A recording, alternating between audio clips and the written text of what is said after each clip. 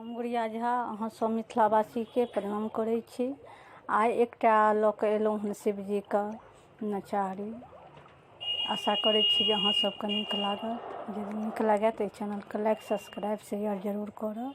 बाटही में दौड़ी दौड़ी सबसँ पूछथि गौरी।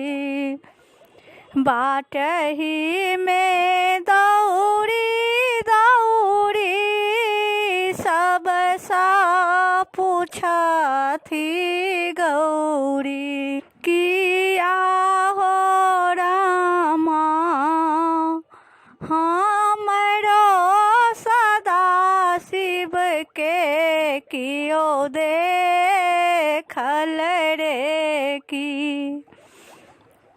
किया हो रामा हमरो सदा शिव के कियो देखल रे की। बाटही में दौड़ी दौड़ी सबसँ पूछथि गौरी। किया हो रामा हमरो सदा शिव के कियो देखल रे की। देह में भस्म लेपे आठ अंग सर्प नाचे। देह में भस्म लेपे आठ अंग सर्प नाचे। किया हो रामा भांग झोरी कखिया झुलाबैत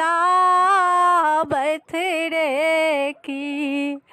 किया हो रामा भांग झोरी कखिया झुलाबैत रे की।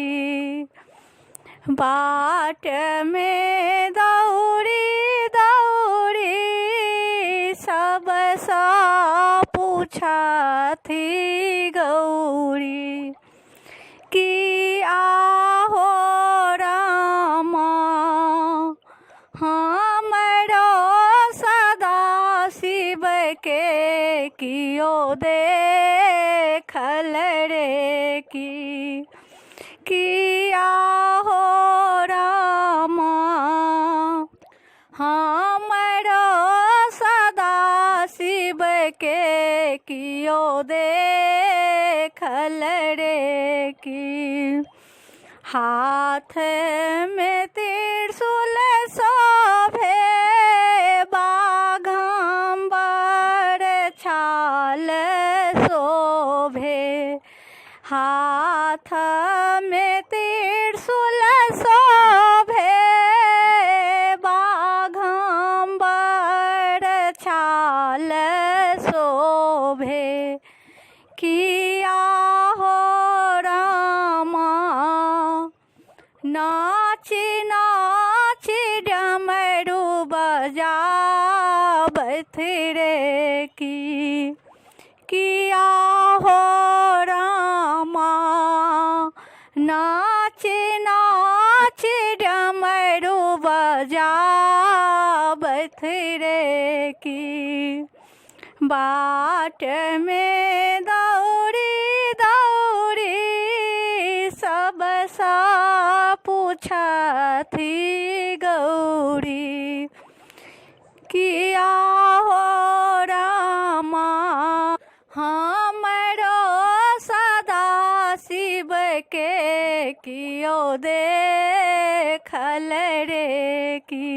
त्रिनेत्र धाला ढला गाल बीच बिसहला। किया हो रामा माथे पर जा लटकावत रे की किया हो रामा माथे पर जटा लटकावत